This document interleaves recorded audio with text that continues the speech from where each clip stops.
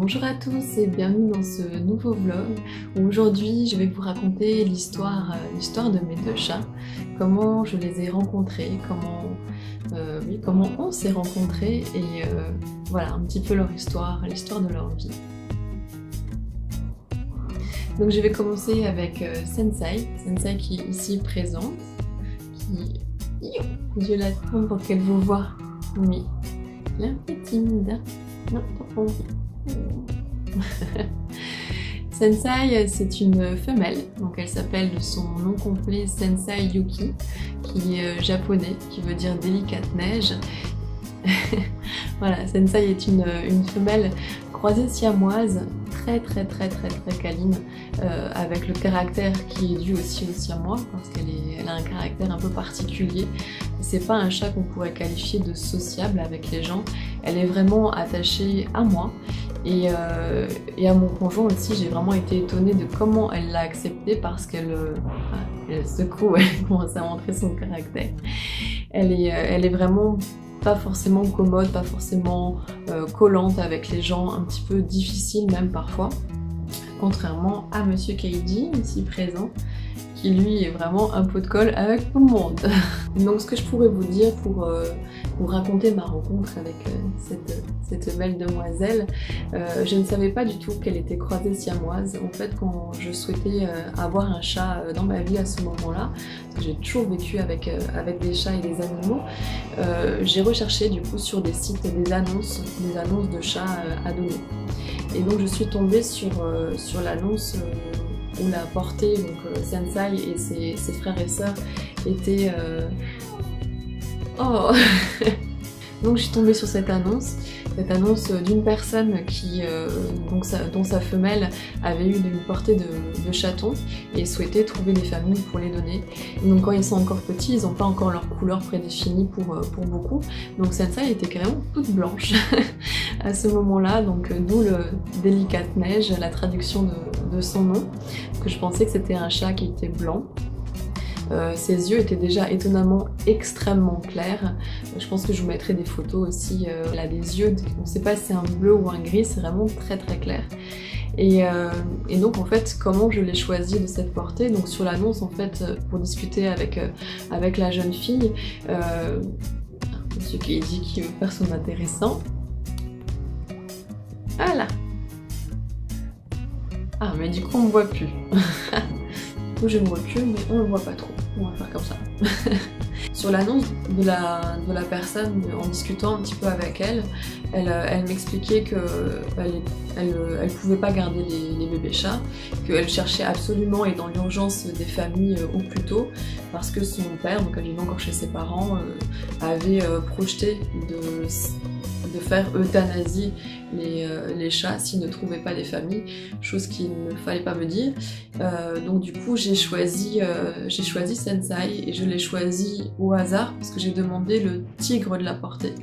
Donc le tigre de la portée c'est le chat qui va être indépendant au plus rapidement, qui va s'éloigner le premier, qui va ouvrir les yeux en premier, qui va plus aller sur l'indépendance. Et les tigres, à ce que j'en ai compris, sont des chats qui sont très résistants au niveau des maladies, qui ont aussi du caractère, qui vont être un peu plus sauvages. Et j'aime ce côté un peu sauvage aussi chez les chats, que d'autres personnes n'aiment pas forcément, qui sont un peu moins dociles, parce que j'ai grandi aussi avec un chat qu'on avait recueilli dehors.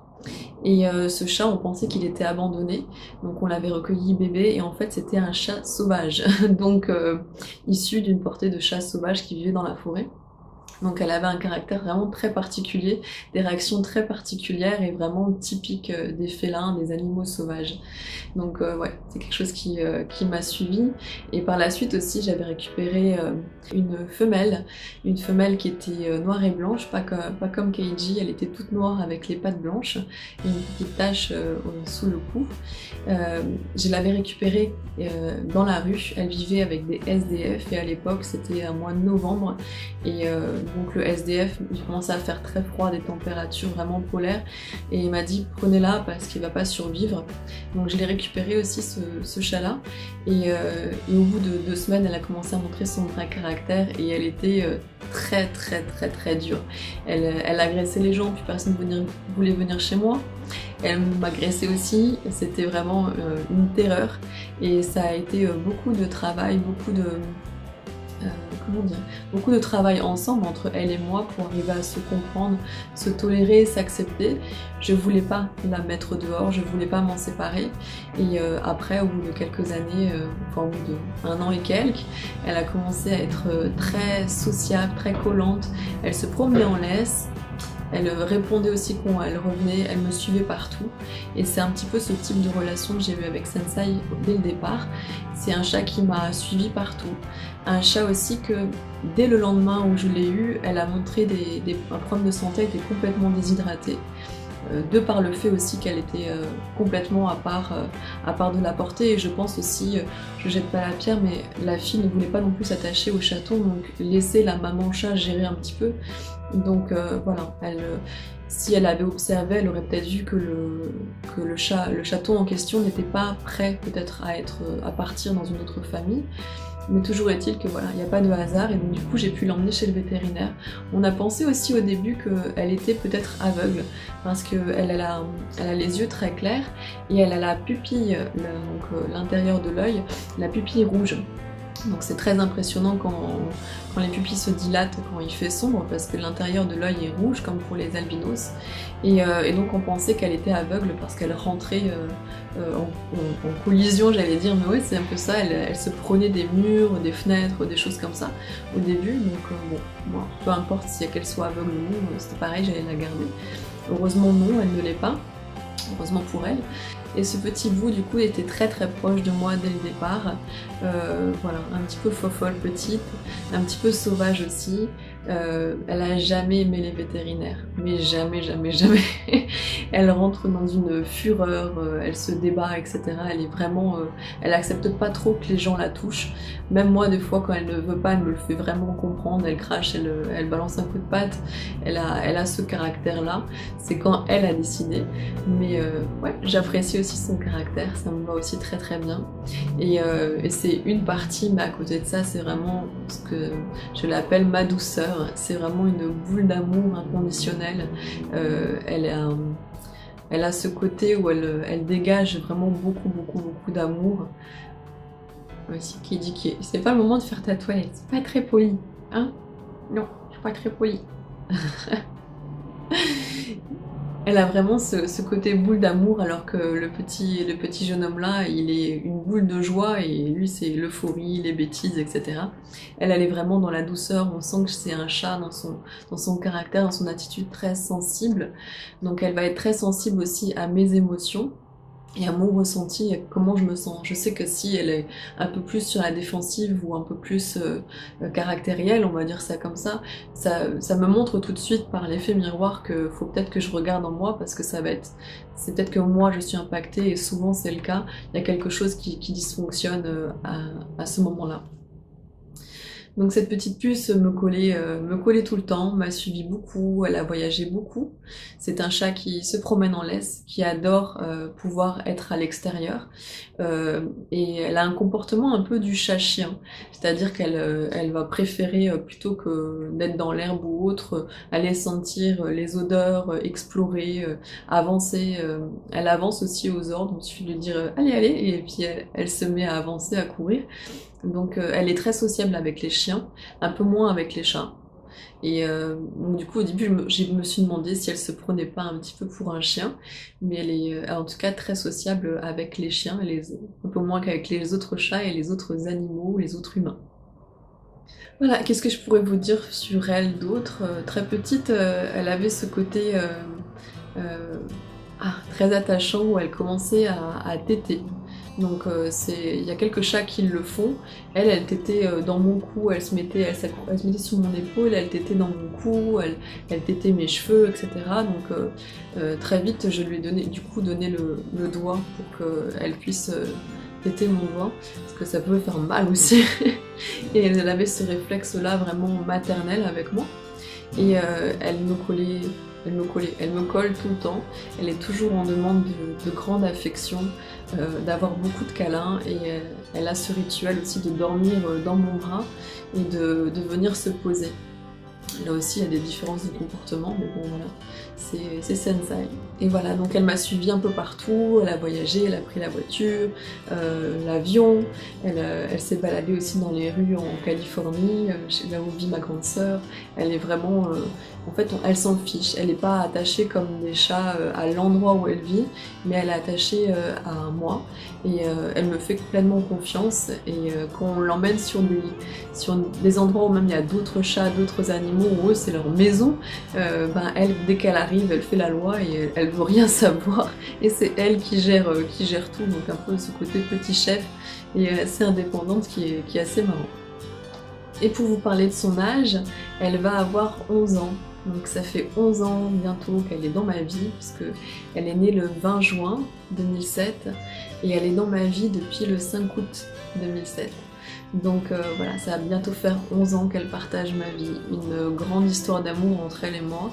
Et ouais, on apprend toujours un petit peu le côté du départ de l'animal, et c'est vrai que j'ai une relation vraiment très particulière et quasi exclusive avec elle. Elle se montre aussi jalouse, elle peut me faire la tête aussi si Keiji s'impose un peu trop par des moments. Voilà, elle a du caractère, et je l'apprécie aussi pour ça. J'essaye de faire au mieux pour les deux. Alors ils se chamaillent aussi beaucoup tous les deux, mais quand j'ai le dos tourné, en fait je vois qu'ils jouent beaucoup, donc c'est juste, ils ont ce côté « Ah, ils m'embêtent » et ils viennent me voir. Donc c'est assez drôle.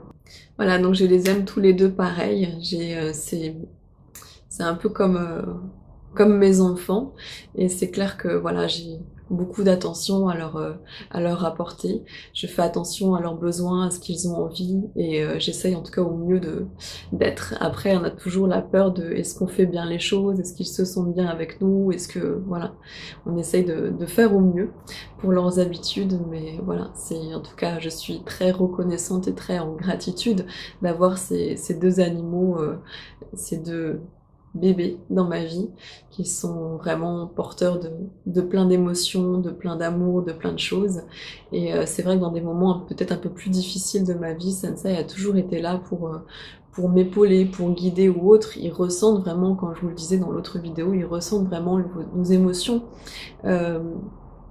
Lorsqu'on va pas bien, ce que l'on peut penser ou autre, et j'ai eu des tas de cas de figure vraiment avec elle, où elle me montrait physiquement, ou dans son comportement, dans son caractère, et elle entendait juste, elle comprenait ma pensée, et elle arrivait tout de suite, et elle avait le comportement qui s'adaptait pour essayer de me rassurer, de me consoler, de m'apaiser.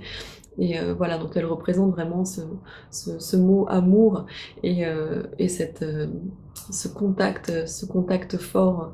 Ouais, c'est un peu l'énergie qu'elle dégage, ça va être l'amour et la douceur. Elle a besoin aussi de beaucoup de douceur.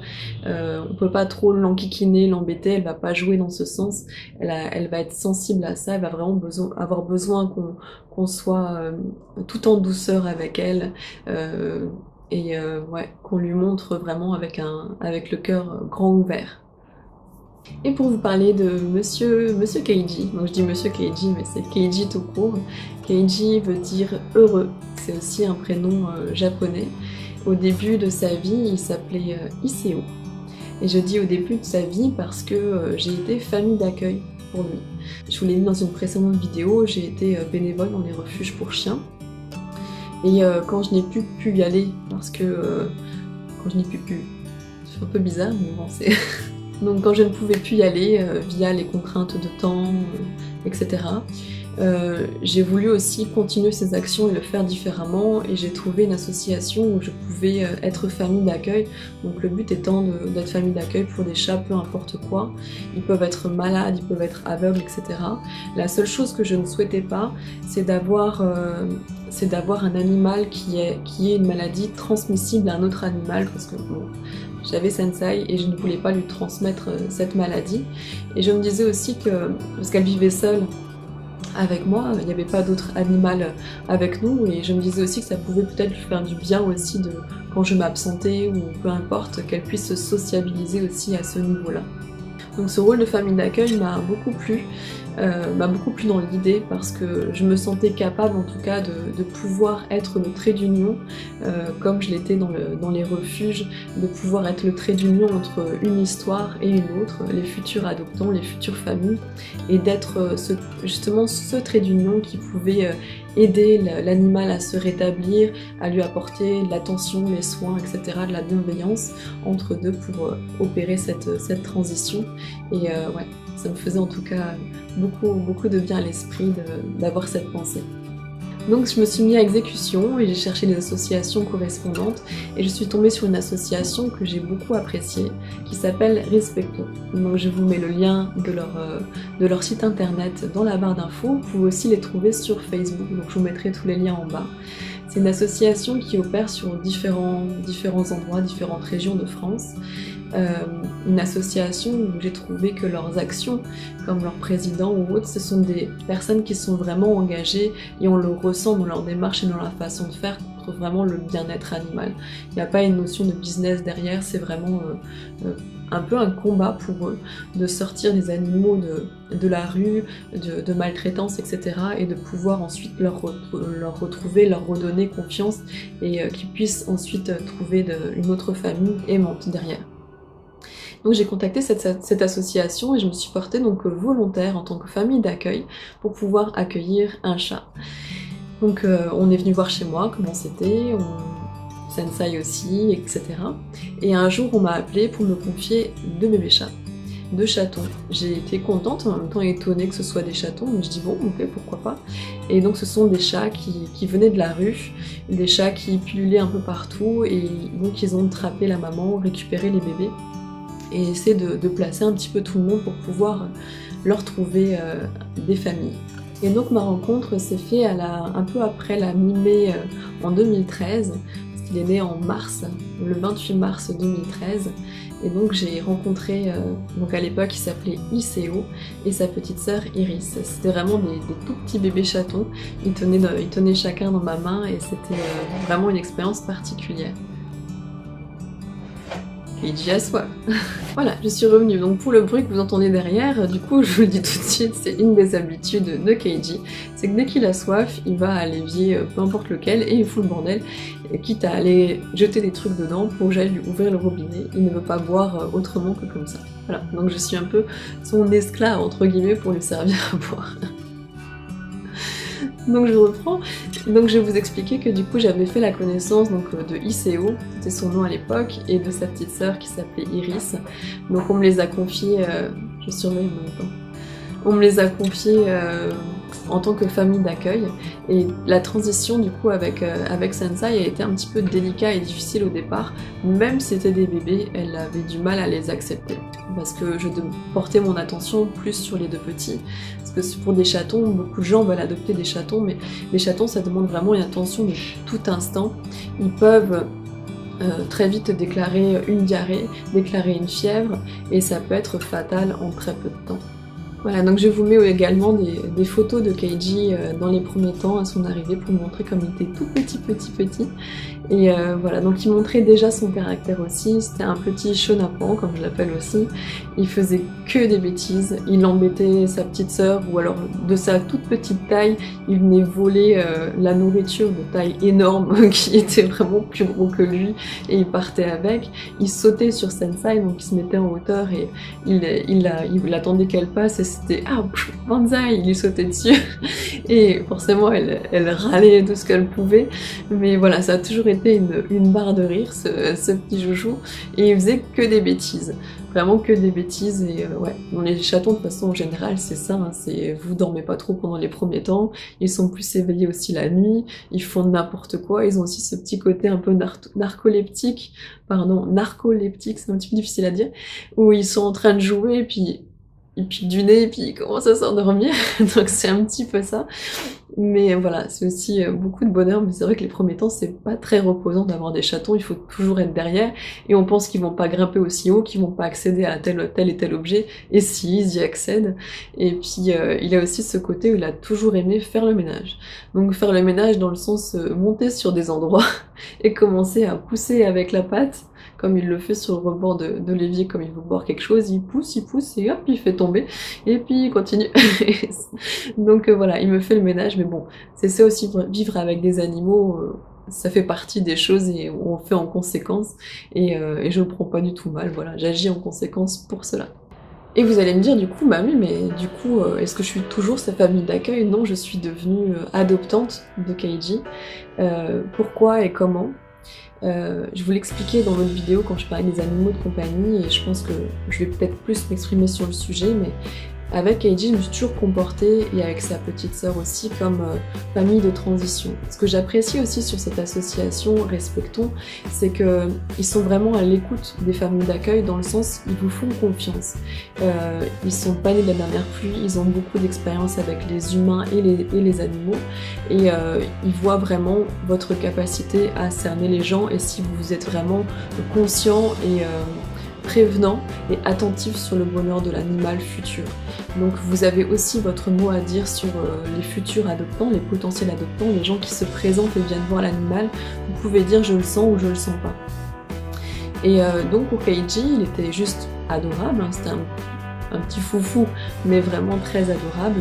Et quand les personnes venaient se présenter pour le voir, c'était un monstre. Une catastrophe.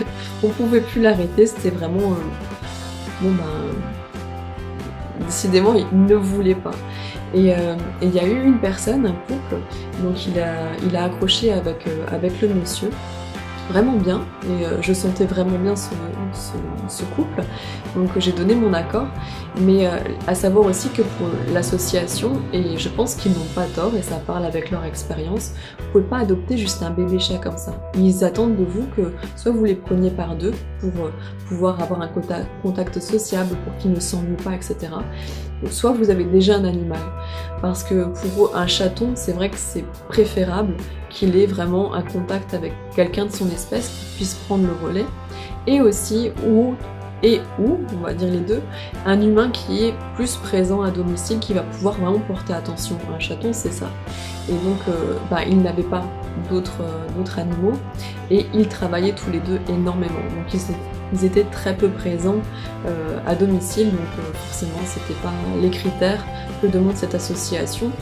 Donc il y en a peut-être qui jugeront leurs critères, moi je les trouve corrects, drastiques, mais il le faut dans un certain sens, et c'est leur droit. Il le faut parce que des gens prennent des animaux malheureusement comme ça, sur un coup de tête, on a envie de dire, ne prennent pas conscience de toute l'ampleur, de tout le travail qu'il va falloir fournir, de toutes les responsabilités que ça demande, et veulent s'en séparer aussi comme ça. Voilà, donc je pense que c'est pas pour rien, et en tout cas je le comprends parfaitement, ça c'est mon avis, après libre à chacun de l'avoir, mais en tout cas moi je le comprends parfaitement et je le respecte. Donc ce couple écarté, je l'ai adopté presque assez un an, parce que je l'ai adopté en mars 2014, donc ça a mis quand même du temps, hein, et j'étais toujours dans cette optique famille d'accueil, mais en même temps je suis consciente et persuadée que les animaux nous comprennent très bien. Pour moi, c'est une certitude. Voilà. Donc je lui posais aussi la question, tout en regardant aussi comment mon autre chat réagissait avec, et si elle serait dans cette acceptation-là. J'ai tout simplement posé la question à Keiji de savoir s'il voulait rester avec nous, et si oui, qu'il me le montre et qu'il le manifeste d'une manière, ou alors je devais mettre les bouchées doubles pour qu'il puisse trouver quelqu'un, parce qu'au bout d'un an, quand ils sont petits c'est peut-être plus facile, mais au bout d'un an c'est peut-être plus difficile de trouver quelqu'un, et comme c'est un chat de gouttière entre guillemets, qui n'a pas un pédigré que certaines personnes voudraient trouver parce qu'ils veulent des chats de race ou autres, voilà. J'étais consciente que ses chances pouvaient se réduire malgré qu'il soit super agréable à vivre, super sociable, super drôle et super attachant. Donc j'ai posé cette attention et je lui en ai fait part. Et la manière dont j'ai eu les réactions, déjà c'était les adoptants qui venaient et ils foutaient le bordel, ils voulaient rien savoir, il était très attaché. Bon, lui c'est un chat qui a jamais voulu sortir en extérieur, mais dès qu'on enlève Sensei, qu'on l'emmène quelque part promener ou autre, il hurle à la mort. Donc c'est pas moi, hein. Moi quand je m'en vais ça se passe très bien, mais si on enlève Sensei c'est le drame pour lui absolu. Donc très attaché à Sensei. Et la chose ultime, ça a été au niveau de la maladie. Donc, je l'exprimais dans l'autre vidéo où je vous parlais de nos animaux de compagnie. Keiji me l'a vraiment fait comprendre par ce biais-là, et ça a été très fort, très impactant. C'était un soir, il jouait. Petite coupure, comme disent beaucoup les vlogueurs, je n'avais plus de place sur ma carte, donc du coup j'ai dû transférer la première partie, donc j'ai essayé de revenir où j'en étais.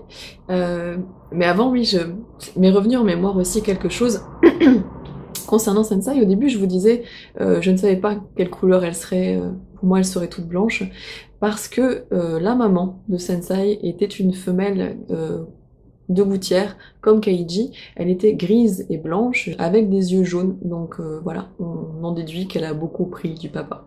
Voilà. Et pour revenir donc à ce que je vous disais, je vais vous parler de pour comment j'ai adopté Keiji et de la maladie en fait qui m'a montré ça. Donc pour vous raconter un petit peu rapidement l'histoire, c'était un soir, il jouait de son foufou comme d'habitude, et à un moment donné, il arrête de faire le foufou. Donc je m'en inquiète et proche de lui et je lui demande si ça va, et il se met à ronronner ultra fort. Et un animal, quand il ronronne comme ça ultra fort sans même que vous le touchiez ou quoi que ce soit, c'est qu'il y a un problème. C'est qu'il y a vraiment un problème. Il faut savoir aussi que les animaux proches de l'euthanasie ronronnent aussi vraiment ultra fort. Donc étant conscient de cette information-là, j'ai tout de suite pris peur. Donc je l'ai pris et comme il était allongé par terre, je l'ai mis sur ses pattes et il est retombé vraiment comme plus de force dans les pattes. Donc là, panique totale tout de suite. J'ai appelé du coup la personne de l'association avec qui j'étais en contact et j'ai dit au secours, voilà, parce que je l'ai emmené chez le vétérinaire, des choses comme ça. Là on était en pleine nuit, j'avais pas de voiture et il fallait absolument intervenir rapidement. Donc elle est venue, et parce que je voulais aussi un autre avis, quelqu'un extérieur émotionnellement à la situation, et elle l'a emmené tout de suite à Maisons-Alfort. Donc c'est à côté de Paris, c'est une clinique vétérinaire où ils font de tout, ils ont tous les... un peu comme un hôpital pour humains, ils ont tout le matériel disponible et autres, et ils font énormément d'analyses, ils sont vraiment très très bons. Donc il est parti là-bas. Et j'ai pas pu avoir de nouvelles tout de suite parce que, étant famille d'accueil, les nouvelles je pouvais pas les prendre moi, on me les donnait pas. Il fallait que je passe par la dame de l'association pour avoir des nouvelles. Et elle se voulait plus ou moins rassurante, ou alors on attend, on ne sait pas, etc. Et là ça commençait vraiment à me travailler. C'est vrai que presque un an de vie commune, j'étais vraiment attachée à lui. Ça commençait vraiment à me tracasser. J'ai pu obtenir quand même au bout de 2 jours l'autorisation de pouvoir aller le voir, parce qu'on ne me laissait pas aller le voir. Et ça pour moi c'était l'horreur, je voulais vraiment savoir s'il allait bien, voir de mes yeux, ressentir de mon cœur, enfin voilà, voir comment il était, dans quel état il était, étant donné l'état dans lequel il était parti. J'avais vraiment très peur. Et là, j'ai pu aller le voir, il m'avait mis en quarantaine parce qu'il pensait qu'il pouvait peut-être avoir le typhus ou le coryza, une maladie du chat. Et donc il a mis en quarantaine, il a fait plein d'analyses et il était perfusé dans une toute petite cage, dans une toute petite pièce. Et quand il m'a vu, alors là, il miaulait à la mort, il ronronnait, il se collait. Donc j'ai pu le prendre dans mes bras. Et là, j'ai vraiment senti que non, je pouvais pas juste le laisser comme ça. Je me sentais vraiment trop impuissante, je pouvais plus le lâcher. Et le résultat fatidique a été vraiment au résultat des analyses. Parce que quand j'ai pu aller le rechercher, ils voient avec vous en fait toutes les choses, tous les examens qu'ils ont fait, et ils vous décrivent en gros ce qu'il a ou les hypothèses, etc. Et un cas qui est plutôt rare, mais qui s'est avéré sur Keiji, c'est qu'ils ont détecté une forte anémie. Donc ça m'a scotché tout de suite parce que j'étais déjà au courant que les animaux prenaient votre maladie, essayaient de manifester des choses, etc. Mais là j'ai été stupéfaite, et parce que l'anémie c'est quelque chose que moi je fais à dose très forte, parce que c'est quand même quelque chose de très prenant, d'épuisement, etc. Ça, c'est pour rentrer dans les détails, mais c'est quand on me l'a diagnostiqué, en fait j'ai compris pourquoi, enfin j'ai été contente en fait qu'on trouve la solution et plus ou moins le remède. Et pour lui, ça m'a vraiment mis un coup parce que je me suis dit, ok, c'est vraiment sa manière de me montrer qu'il veut rester avec moi. Et lui, il va prendre beaucoup, autant Sensei prend le côté émotionnel, autant lui va prendre le côté maladie. Donc dès que je vois quelque chose dysfonctionne chez lui, je comprends, chez moi, il y a quelque chose qui va pas, faut que j'agisse tout de suite parce que j'ai beau, alors là, vous allez rigoler, mais j'ai beau lui dire non, non, tu prends pas ça, t'as pas le droit parce que sur moi je vais le sentir, toi tu t'as pas le droit de le prendre, bah il le fait quand même. Donc je continue encore maintenant, et c'est griffe. Je continue encore maintenant à le checker régulièrement, parce que quand son petit museau commence à devenir tout blanc, les gencives ou autres, je sais que là, ça veut dire que moi, il va falloir que je prenne du fer, de la spiruline, des choses comme ça pour vraiment me retaper. Chose que en tant qu'humain, quand on a quelque chose comme ça, on a tendance à s'habituer et à forcer un petit peu sur l'énergie qui va nous rester et de se dire non c'est bon je peux encore tenir, non c'est bon c'est pas si grave. On a du mal à... parce qu'on s'y habitue, voilà simplement. Donc lui il me le manifeste et il me le montre, donc c'est le warning pour que je me soigne moi et pour que je le soigne lui aussi à ce niveau-là aussi. Et cet événement a été donc l'étape finale déclencheur qui m'a fait vraiment prendre la décision définitive et conscience que oui, j'allais l'adopter et qu'il allait rester avec nous. Donc ça a été quelque chose de très symbolique et c'est la petite chose qui m'a touchée, alors coïncidence ou je ne sais pas, mais en tout cas ça m'a beaucoup touchée à ce moment-là. J'ai fait les papiers du coup d'adoption, j'ai rempli le chèque, etc. Et quand j'ai signé, et je l'ai pris dans mes bras et je lui ai dit, tu vois, voilà, tu fais partie de la famille, maintenant tu es avec nous et on va te changer de prénom. Et quand j'écrivais le chèque, etc., et quand je signais en lui disant ça, j'ai plus qu'à signer. Il a mis sa petite patte sur ma main et là, ça a été une explosion d'émotions que j'ai encore maintenant. Et ouais, ça a été le début la continuité d'une très belle aventure, d'une vie maintenant avec deux chats qui m'accompagnent et que j'adore. Et je voulais vous montrer, vous expliquer ce cas de maladie parce que je voulais plus ou moins dit dans la précédente vidéo, donc je vous mettrai le lien de cette vidéo dont je vous parle dans la description. Si vous ne l'avez pas vu, je vous invite à le voir, à aller écouter ce que je vous dis si vous voulez avoir des informations sur nos animaux de compagnie, quels sont leurs rôles dans nos vies. C'est ça le thème principal de la vidéo. Donc dans cette vidéo, je vous le disais un petit peu et ça passe de ce que j'ai appris et aussi de mon expérience personnelle. Et cette étape-là a vraiment été cruciale, vraiment cruciale. Et ouais, ça m'a submergée. Et j'ai dit, ok, ça veut vraiment dire qu'il veut faire partie de nos vies. Et c'est, comme je disais, pour Sensei, son énergie est vraiment l'amour, la douceur, l'amour, l'attention, l'affection. Mais si je devais mettre un mot sur chacun, Sensei, ce serait l'amour. Et Keiji, c'est la joie. Toujours la joie, l'euphorie, des bêtises, comme il fait toujours des bêtises et toujours... en même temps, il est tellement attachant qu'on peut pas le disputer, quoi. C'est juste, voilà, on apprend à vivre avec et c'est juste... ouais, on peut pas rester insensible, je peux ni m'énerver, je peux juste rigoler et m'inquiéter quand même pour lui dans les cas où il pourrait se mettre en danger quand même. Mais voilà, et il revient sur moi pour conclure. Hein? Il y a un chat aussi qui se met beaucoup en avant, on le voyait beaucoup plus dans les vidéos que Sensei. Sensei étant plus discrète. Lui, il adore quand il y a des vidéos. Hein? Il sait qu'on le prend en photo. Tu sais que je fais un peu de toi. Hein? Il est beau. Hein? Et donc, aussi, après, mon discours est un petit peu décousu, il y a souvent des choses que j'oublie de vous raconter, ça c'est sûr, mais je vous les présente en tout cas parce qu'on me l'avait demandé. Et donc je vous parle un peu de leur histoire et il y a sûrement des choses que je rajouterai par la suite. Et pour son nom, donc, comment il a changé, pourquoi Keiji? Keiji, c'est parce que c'est un chat qui, dès tout petit, se posait sur moi et ronronnait tout le temps. Il était tout le temps en train de vouloir le contact, etc. Il n'a jamais changé.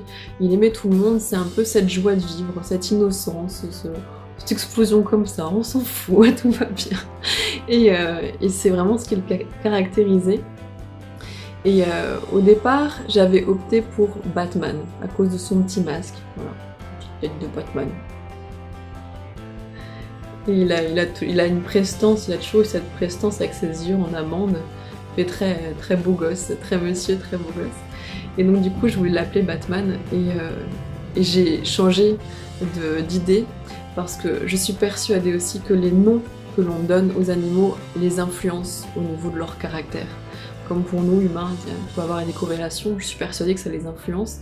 Et donc quand je l'ai appelé Batman, je me suis dit tiens, ce serait bien. Et il montait déjà en hauteur et se jetait dans le vide sur ce qu'il trouvait, ou alors c'était visé sur Sensei, mais sur ce qu'il trouvait en général. Et j'ai vite changé d'avis quand il s'est mis à monter sur une étagère que j'avais très en hauteur.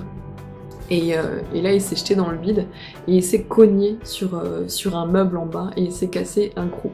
Donc il a un croc qui est cassé depuis ce moment-là. J'ai dit oh là là, si ça influence, je vais pas l'appeler comme ça. Donc j'ai choisi de l'appeler Keiji pour que voilà, le côté heureux qui le symbolise bien fonctionne. Voilà. Mon petit monsieur, toi on peut te faire des bêtises. Toujours d'accord. Hein, on peut t'embêter. Voilà. Et pour ceux qui se demandent, je vais conclure assez rapidement avec ça, et Iris alors, et sa sœur. Et bien sa sœur c'est une autre histoire et qui est un peu plus triste, donc je vais écourter. Quand je vous disais que les bébés chats ça demande beaucoup d'attention, à cette période-là j'avais des horaires courtes et je pouvais passer beaucoup de temps avec eux. Donc je les surveillais constamment. Et la petite, dès le départ, on sentait qu'elle était plus fragile. Il y a des animaux comme ça qu'on sent plus fragiles. Elle était très collée à moi. Je vous mettrai une photo, je pense aussi d'elle. C'était une écaille de tortue, comme on dit. C'est comme ça qu'on appelle les chats qui sont de couleurs toutes mélangées comme ça. Donc c'est que des femelles quand elles sont écailles de tortue. Il n'y a pas de mâle écaille de tortue. C'est comme ça. Et donc cette petite puce était vraiment très fragile et ça se sentait et j'avais souvent peur, elle faisait des diarrhées, donc je la soignais en conséquence. J'avais une pharmacie ouverte 24/24 en bas de la maison et je l'ai emmenée une ou deux fois comme ça en catastrophe à la pharmacie pour vite faire quelque chose. Je l'ai en l'espace d'une semaine emmenée chez le vétérinaire peut-être 4 fois. On me disait peut-être que j'étais parano, je me disais peut-être que je suis parano, mais pour moi il y a quelque chose vraiment qui dysfonctionnait et je m'inquiétais terriblement pour elle. Et à un moment donné, je lui prenais la température souvent, etc. Je surveillais ce qu'elle mangeait, ses selles et tout ça. Et à un moment donné, j'ai vraiment eu très peur parce que sa température baissait.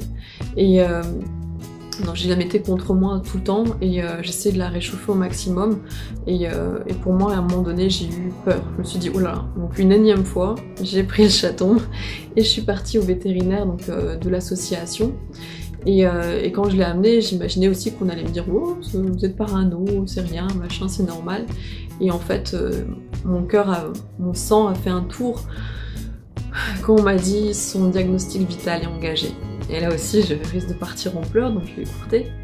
Et ça faisait une semaine qu'elle était dans ma vie, donc c'était vraiment un petit bout de chou, et on va dire c'est très peu de temps, c'est peut-être pas raisonné, mais ouais, voilà, c'est juste l'innocence, la beauté d'un petit être et on se sent vraiment impuissant et voilà, je l'ai laissé et au vétérinaire et ils m'ont dit qu'ils allaient la mettre sous chauffeuse, qu'ils allaient faire le nécessaire, qu'il fallait pas que je m'inquiète, mais ils ont quand même dit cette phrase en fait, le pronostic vital est engagé et ça pue, c'est pas bon signe du tout. Et le lendemain, donc, ils m'ont appelé pour me dire que je pouvais venir récupérer la caisse de transport et les accessoires et que la petite était décédée. Donc, ouais. C'est une histoire du coup un peu triste pour sa sœur, c'est l'histoire aussi de beaucoup d'animaux. On va dire c'est la nature, peut-être la loi du plus fort, mais ouais, j'ai trouvé ça un petit peu injuste. C'est dommage, mais bon, c'est la vie. Mais voilà. En tout cas, je suis toujours, ça me fait toujours quelque chose, j'ai une boule dans la gorge, donc ça me fait toujours quelque chose d'en parler, de le dire. Et donc elle est décédée le 25 mai. Je les ai eus le 17 ou le 18 mai et elle est décédée le 25 mai, donc ça a été très rapide. Je m'en souviens le 25 parce que c'est l'un des jours anniversaires d'une de mes petites sœurs. Et voilà, tout simplement, pour faire le tour. Et donc voilà, je vous ai présenté, je dis beaucoup donc voilà, faut vraiment que j'arrête, hein. Je me rends compte quand je fais les montages, j'essaie d'en couper certains. Je suis désolée si ça vous agace, moi ça m'agace toute seule. Et voilà. Je vous ai raconté l'histoire donc de mes deux amours qui partagent ma vie. Vous allez les voir beaucoup dans les vidéos, dans les vlogs. Et on va aussi beaucoup parler des animaux, parce que notamment sur tous les sujets d'après la mort, leur réincarnation, de ce qui se passe, de plein d'autres choses, en fait, j'aurais tellement de choses à vous dire. Et dans les recherches que j'ai pu faire, dans les informations que j'ai pu avoir, il y a des choses qui dysfonctionnent, et ce truc là de conscience collective, de genre quand ils meurent, les humains sont super différents des animaux, je suis un peu en désaccord et en colère avec ça. Donc j'ai envie d'apporter en tout cas ma réponse, mon avis, mon observation, mon ressenti, parce que c'est quelque chose que quand je me suis posé ces questions, quand j'ai fait ces recherches, j'étais pas d'accord avec les choses que j'ai trouvées, et j'aurais tellement aimé à des moments pouvoir trouver des réponses, des réponses qui n'ont pas été dites, ou alors j'avais en face de moi des personnes qui étaient plus dans l'ego de l'humain est supérieur et différent aux animaux, et là-dessus je ne suis pas d'accord du tout. Voilà, donc je vais conclure ce vlog qui va être très long. Je vous souhaite une agréable journée. Voilà, j'imagine aussi que vous avez des animaux avec qui vous partagez votre vie depuis longtemps, qui vous comblent d'amour et de bonheur. En tout cas, moi j'ai la chance, parce que je pense qu'ils nous choisissent aussi, qu'ils m'aient choisi tous les deux pour partager leur vie. Et ouais, ils sont très très honorés de leur présence. Je vous souhaite une très belle journée et je vous dis à bientôt. Au revoir.